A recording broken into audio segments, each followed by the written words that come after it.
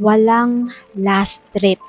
Ang sabi sa awit ng mga awit 2 verse 7, kaya kayong mga dalaga ng Jerusalem, mangako kayo sa pamamagitan ng mga batang usa at gasela na hindi ninyo hahayaang ang pag-ibig ay umusbong hanggat hindi pa dumarating ang tamang panahon. Timing is very important in finding and expressing romantic love. Huwag daw pipilitin ang pag-ibig. Huwag sobrang agahan na wala pa sa panahon. Huwag kayong magmadali. Darating at darating yan. Kayo ang unang makakaalam pag dumating na. Pag nag-iisip pa lang kayo ng dumating na ba o hindi pa? Hindi pa siguro.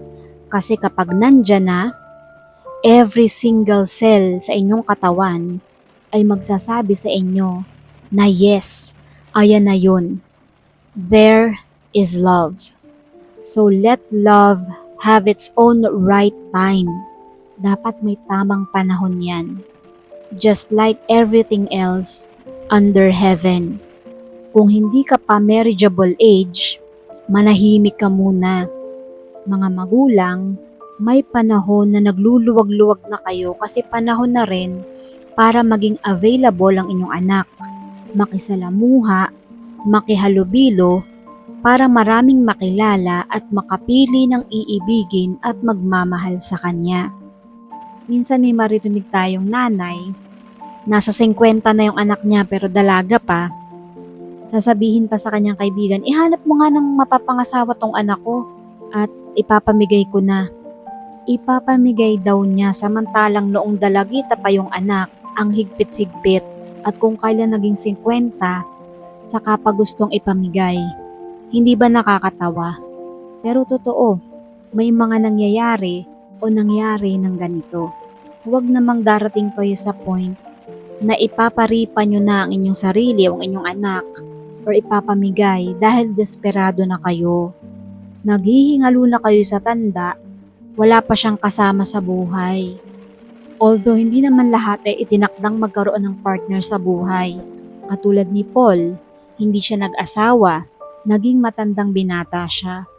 Kaya dapat, yan ay may tamang panahon.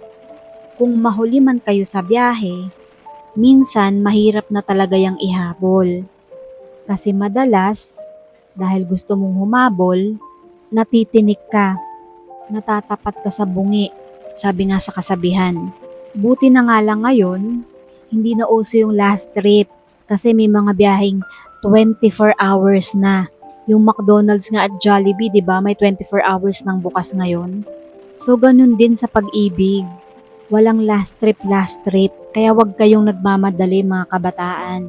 Mag-aral muna kayo, i-enjoy nyo ang pagiging bata nyo. Pag nakagraduate na kayo, magtrabaho kayo at enjoy nyo muna ang inyong buhay dalaga. Mag-travel kayo kung saan-saan. At kapag nakilala nyo na yung the one na galing sa Panginoon, hindi kayo magsisisi ngayon kasi nagawa nyo na yung mga gusto nyong gawin habang dalaga kayo, habang bata pa kayo. Iba na rin kasi ang panahon ngayon. Ang mga kabataan ngayon, wag lang magkadikit, lumulobo na kaagad yung tiyan. This is real talk. Kaya mga magulang, gabayan din natin ang ating mga anak. At mga anak, magpagabay kayo sa inyong mga magulang. Lalo na kung hindi nyo man lang kaya pang buhayin ang inyong sarili. Pagkatapos magnonobya kayo, pagka nakabuo, si nanay at si tatay pa rin ang mamomroblema sa inyo. Kapag hindi nyo pa kaya, tumigil-tigil kayo. Mag-crush-crush na lang muna kayo. Saka na magtotoong love life kapag mature na, kapag kaya na. Okay lang na magka-crush kayo kahit 1,000. Normal lang yan. Pero kapag wala pa kayo sa tamang edad, crush-crush na lang muna kayo. Mag-K-drama na lang muna kayo. Mag-binge watch kayo dyan ng mga romance movies. Just make sure na ang pinapanood nyo ay tama din sa inyong edad. Huwag nyong kaisipin ang pag-aasawa habang kayo'y bata pa. Lalo na kung wala pa naman kayong kinikita at hindi nyo pa kayang buhayin ang inyong mga sarili. Ayaw nyo naman na maging pabigat pa sa inyong mga magulang hanggang sa tumanda sila. Kaya dapat buuin mo na ang inyong sarili. Pag nakatapos kayo ng pag-aaral, magtrabaho kayo, mag-ipon kayo, para kapag dumating na yung tamang tao galing sa Panginoon, kahit ngayon din pwede kayong mag-asawa. Pag naman kayo ay dumating na sa tamang edad at kayo ay tinutokso-tokso na ng mga matatanda sa inyong paligid at sasabihin, kailan ka ba mag-aasawa? Tumatanda ka na.